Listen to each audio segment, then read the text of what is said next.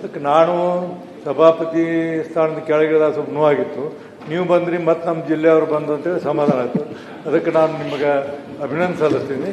ಮತ್ತು ನಾನೇನು ತಿಳ್ಕೊಂಡಿದ್ದೆ, ನೀವು ಇನ್ನೂ ಭಾಳ ಸಣ್ಣವರು ತಿಳ್ಕೊಂಡಿದ್ದೆ. ನೀವು ಸೀನಿಯರ್ ಸಿಟಿಜನ್ ಅಂತ ಈಗ ಗೊತ್ತಾಯ್ತು ನನಗೆ. ಈಗ 62 ವರ್ಷ ಗೊತ್ತಾಯ್ತು ನನಗೆ ಸೀನಿಯರ್ ಸಿಟಿಜನ್ ಅಂತ ಈಗ ಗೊತ್ತಾಯ್ತು. ಹಿನ್ನೆಲೆಯಲ್ಲಿ ಈ ಸದನದಲ್ಲಿ ನಾನು ಸಭಾಪತಿಗಳೇ, ಈ ಸದನದಲ್ಲಿ ನಾನು ಮೊದಲು ಬಂದ ಬಸವರಾಜ್ ಇದ್ರು, ಆಮೇಲೆ ರೆಹಮಾನ್ ಖಾನ್ ಅವರು, ಆಮೇಲೆ ಪೋತ್ತಾರ್ ಅವರು, ಆಮೇಲೆ ಡಿ ಮಂಜುನಾಥ್ ಅವರು, ಕಲ್ಮಣ್ಕರ್ ಅವರು, BL ಶಂಕರ್ ಅವರು, VR ಸುದರ್ಶನ್ ಅವರು, BK ಚಂದ್ರಶೇಖರ್ ಅವರು, ಮತ್ತಿಕಟ್ಟಿ ಅವರು, ಶಂಕರ್ ಮೂರ್ತಿ ಅವರು, ಪ್ರತಾಪ್ ಶೆಟ್ಟಿ ಅವರು, ಬಸವರಾಜ ಹೊರಟ್ಟಿ ಅವರು, ಇಷ್ಟು ಮಂದಿ ಆಗಿ ನೀವು ತಾವು ಇವತ್ತು 13ನೇದಾರಂತ ನಾನು ತಿಳ್ಕೊಂಡಿದ್ದೀನಿ.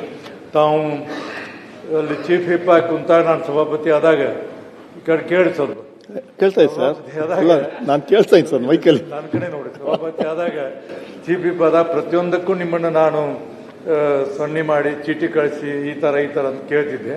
ಅದು ನಿಮ್ಮ ಸೌಜನ್ಯ. ಯಾಕಂದ್ರೆ ಚೀಫ್ ವಿಪ್ ಇದ್ದಂಥವ್ರು ಜವಾಬ್ದಾರಿ ಜಾಸ್ತಿ ಇರ್ತಿತ್ತು. ಈಗ ಅದಕ್ಕಿಂತ ಹೆಚ್ಚು ಜವಾಬ್ದಾರಿ ಈ ಸ್ಥಾನಕ್ಕೆ ಬಂದಿದೆ. ಅದಕ್ಕೆ ನಿಮಗೆ ನಾನು ಸಂಪೂರ್ಣವಾಗಿ ನನ್ನ ಅಭಿನಂದನೆಯನ್ನು ಹೃದಯದಿಂದ ನಿಮ್ಗೆ ಹೇಳಲಿಕ್ಕೆ ಇಷ್ಟಪಡ್ತೀನಿ. ಅದೇ ರೀತಿ ನಾವು ನಮ್ಮ ಹರಿಪ್ರಸಾದ್ ಅವರಿಲ್ಲ, ಏನಾದ್ರು ಬಂದಾಗ ಹರಿಪ್ರಸಾದ್ ಅವ್ರನ್ನ ಕೇಳ್ತಿದ್ದೆ. ನಾನು ಹರಿಪ್ರಸಾದ್ ಅವ್ರು ಹೆಂಗೆ ಮಾಡಬೇಕು, ಕಡೆಗೆ ಭಾಳ ಮಂದಿಗೆ ನಾನು ಪ್ರತಾಪ ಕಳಿಸ್ತಿದ್ದೆ, ಏನು ಮಾಡಬೇಕು ಅನ್ನೋದು ಕೇಳ್ತಿದ್ದೆ. ಅಂದ್ರೆ ಅವ್ರ ಭಾವನೆಗಳನ್ನು ತಿಳ್ಕೊತಿದ್ದೆ. ಆ ಥರ ಇವತ್ತು ನೀವು ಸಹಿತ ನನ್ನ ಕೂಡ ಅನೇಕ ವರ್ಷಗಳಿಂದ ನೀವು ನನ್ನ ಕೂಡ ಒಡನಾಟಿಗಾಗಿ ಬಂದಿದ್ದೀರಿ. ಈ ಹಿನ್ನೆಲೆಯಲ್ಲಿ ನಿಮಗೆ ನಾನು ಹೃದಯ ತುಂಬಿದ ಅಭಿನಂದನೆ ಸಲ್ಲಿಸ್ತೀನಿ. ದೇವರು ನಿಮಗೆ ಆರೋಗ್ಯ ಕೊಡಲಿ, ಈ ಸದನವನ್ನು ಭಾಳ ಚೆಂದ ನಡೆಸುವಂಥ ಶಕ್ತಿಯನ್ನು ಕೊಡಲಿ ಅನ್ನುವಂಥ ಮಾತನ್ನು ಹೇಳಿ ಒಂದೆರಡು ಅನುಭವನೇ ಅದು. ನಮ್ಮ ರವಿ ಅವರು ರವಿ ಹೋದ್ರೆ ರವಿ ಅವರು ಹೇಳಿದರು ಸರ್ ಸಭಾಪತಿಗಳೇ, ಏನಂದ್ರೆ ಇತ್ತಿತ್ತಲಾಗಿ ಗುಣಮಟ್ಟ ಕಡಿಮೆ ಆಗ್ತಿದೆ ಈ ಸದನದ ಅನ್ನೋದನ್ನು ನಾನು 100ಕ್ಕೆ 100 ಅದನ್ನು ಒಪ್ತೀನಿ. ಭಾಳ ಸರಿ ನಾವು ಹೇಳಿದ್ವಿ ಅದನ್ನು, ಈ ಮಾತನ್ನು.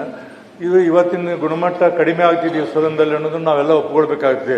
ಯಾಕಂದ್ರೆ ಲಾಸ್ಟ್ ಇದರಲ್ಲಿ 3 ದಿವಸ ಒಂದು ಯಾವುದೋ ಒಂದು ಸಣ್ಣ ಕಾರಣಕ್ಕೆ, ಅಂದರೆ ಹಿಂದಿನ ಸೆಷನ್ನಲ್ಲಿ ಒಂದು ಹನಿ ಟ್ಯಾಪ್ ಸಲುವಾಗಿ 3 ದಿವಸ ಸಮಯವನ್ನು ಕಳೆದಂಥದ್ದು ಇಲ್ಲ ಕೈ ಅನುಭವ ಇದೆ.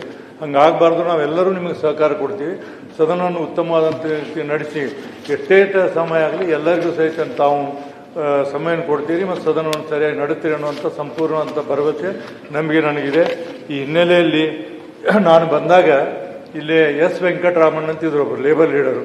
3.5 ತಾಸು ಇಲ್ಲಿ ಭಾಷಣ ಮಾಡಿದ್ರು. 3.5 ತಾಸು ಇಡೀ ಜಗತ್ತಿನ ಎಲ್ಲ ಲೇಬರ್ ಇದನ್ನ ಆ್ಯಕ್ಟನ್ನು ಹೇಳ್ತಿದ್ರು.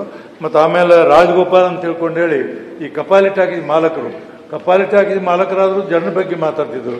ಹಾಗೆ H ನರಸಿಂಹಯ್ಯ ಅವರು ಭಾಳಷ್ಟದಾವ. H ನರಸಿಂಹ ಅವರೆಲ್ಲ ಶಿಕ್ಷಣದ ಬಗ್ಗೆ ಮಾತಾಡ್ತಿದ್ರು, ಜೋಕನ್ನು ಹೇಳ್ತಿದ್ರು, ಪದ್ಧತಿಯನ್ನು ಹೇಳ್ತಿದ್ರು. ಭಾಳಷ್ಟು ಕಲ್ಕೊಂಡಿದ್ದೀವಿ. ಅವ್ರಿಗೆ BL ಶಂಕರ್ನಂಥವ್ರು ಭಾಳೆಲ್ಲ ನಾವು ಅನುಭವವನ್ನು ಅವರಿಂದ ತಗೊಂಡಿದ್ದೀವಿ. ಈ AK ಸುಬ್ಬಯ್ಯ ಅವರು, ನಾಣಯ್ಯ ಅವರು, ಇವರೆಲ್ಲ ಇಲ್ಲಿ ಅತ್ಯಂತ ಉತ್ತಮವಾದಂಥ ಗುಣಮಟ್ಟದಲ್ಲಿ ಸದನವನ್ನು ನಡೆಸ್ತಿದ್ರು. ಅದನ್ನು ನಾವು ಪರಂಪರೆಯನ್ನು ಹಾಕ್ಕೊಂಡು ಬಂದಿದ್ದೀವಿ. ತಾವು ಅದನ್ನು ಹಾಕ್ಕೊಂಡು ಹೋಗ್ಬೇಕು. ಯಾಕಂದ್ರೆ ಒಂದ್ಸರಿ ಅಲ್ಲಿ ಪರಿಸ್ಥಿತಿ ನನಗೆ ಭಾಳ ಅರ್ಥ ಆಗಿದೆ. ಒಂದೊಂದ್ಸರಿ ಬೆಳಗಾವದಲ್ಲಿ 19ನೇ ತಾರೀಕು ಲಾಸ್ಟ್ ಡೇಟ್ 11 ಗಂಟೆ ಕುಂತಿನ ಅಲ್ಲಿ ನ್ಯಾಚುರಲ್ ಕಾಲಿಗೆ ಹೋಗ್ಬೇಕಾರ ನಮ್ಮ ಪ್ಯಾನಲ್ದಾಗ ಇದ್ದವ್ರಿಗೆ ಒಂದು ಚೀಟಿ ಕಳಿಸಿಲ್ಲ ಸರ್, ಬಸ್ ಐತೆ ತೊಗೊಂಡು ಹೋಗ್ಬಿಟ್ರು ಅವರು. 11 ಗಂಟೆವರೆಗೆ ನಾನು ಕೂತು ಸದನವನ್ನು ನಡ್ತೀನಿ. ತಾವು ಸಹಿತ ಅಂಥ ಪ್ರಸಂಗ ಬಂದಾಗ ಯಾಕಪ್ಪ ಇಲ್ಲಿ ಕುಂತೀನಿ ಅನ್ನುವಂಥ ಭಾವನೆ ಬರೋದ್ರಲ್ಲಿ ಎರಡು ಮಾತಿಲ್ಲ. ತಮಗೂ ಬರ್ತೈತಿ. ಬಂದಾಗ ಅದನ್ನ ಏನಂತ ಸಮಾಧಾನ ಪಟ್ಕೊಳ್ಬೇಕು, ಮಾಡಬೇಕು ಅನ್ನೋಂಥ ಮಾತನ್ನು ತಮ್ಮ ಮುಂದೆ ಹೇಳಿ, ಇವತ್ತು ನನಗೆ ಇಲ್ಲಿ ಏನು ಮಾಡ್ಬೇಕಂದ್ರೆ, ಈ ಸದನ ನಾ ಬಂದಾಗ ಭಾಳ ಗಂಭೀರವಾಗಿ ನಡೀತಿತ್ತು ಚರ್ಚೆ, ಭಾಳ ಗಂಭೀರವಾಗಿ. 2 ಮಂತ್ರಿಗಳೇ ರಾಜೀನಾಮೆ ಕೊಡಿಸಿತ್ತು. ಒಬ್ಬ ಮಂತ್ರಿ ಹೆಸರು ಹೇಳೋದಿಲ್ಲ ನಾನು, ಸಣ್ಣದೊಂದು ಚೀಟಿ, ಒಂದು ಅಗದಿ ಸಣ್ಣ ಇಷ್ಟ ಚೀಟಿ. ಆ ಚೀಟಿಯಲ್ಲಿ ಏನಂದ್ರೆ PSI 5,000 ರೂಪಾಯಿ ಅಂತ ಬರೆದಿತ್ತು.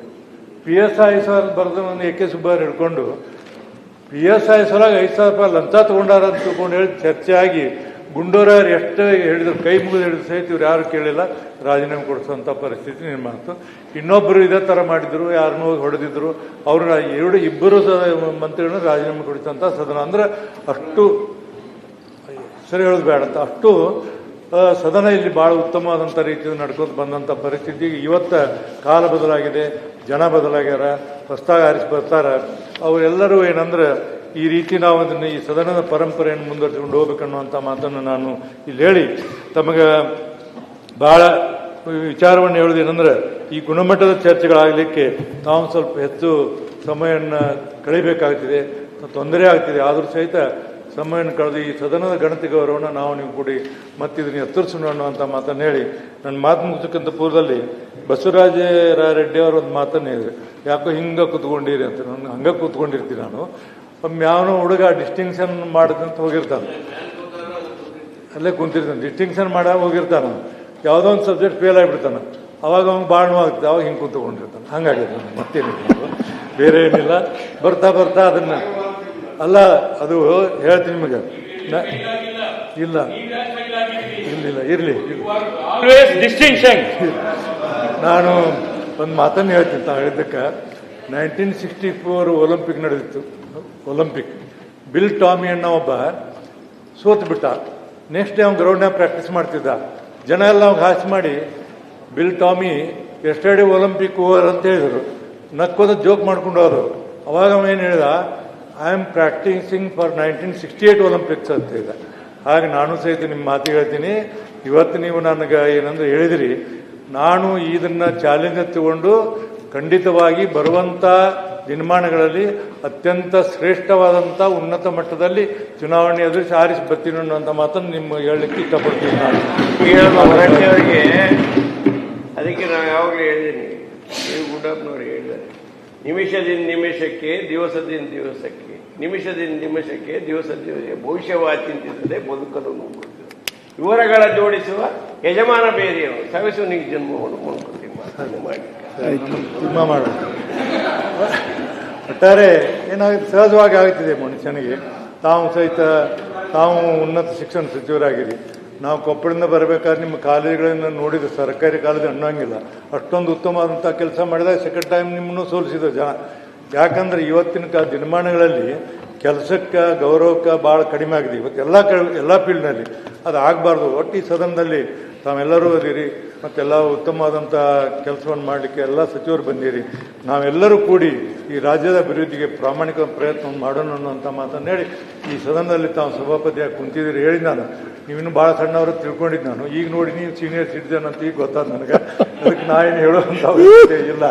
ನಾವು ನೀವು ಒಂದೇ ತಕ್ಕಡಿಯಲ್ಲಿ ಇರುವವರು ಅನ್ನೋದನ್ನು ಭಾವನೆಯನ್ನು ವ್ಯಕ್ತಪಡಿಸಿ ಸದಾ ನಿಮ್ಮ ಕೂಡ ನಮ್ಮ ಸಹಕಾರ ಇರ್ತಿದೆ, ಬೆಂಬಲ ಇರ್ತಿದೆ. ಎಲ್ಲರೂ ಕೂಡಿ ಸದನವನ್ನು ಉತ್ತಮವಾದಂತೆ ನಡೆಸೋಣ ಅಂತ ಮಾತನ್ನು ಹೇಳಿ ನಿಮಗೆ ದೇವರು ಒಳ್ಳೆಯದ ಆರೋಗ್ಯವನ್ನು ಕೊಡಲಿ, ಸದನ ಸರಿ ನಡೆಸೋದಕ್ಕೆ ತಮ್ಮ ಮಾತು.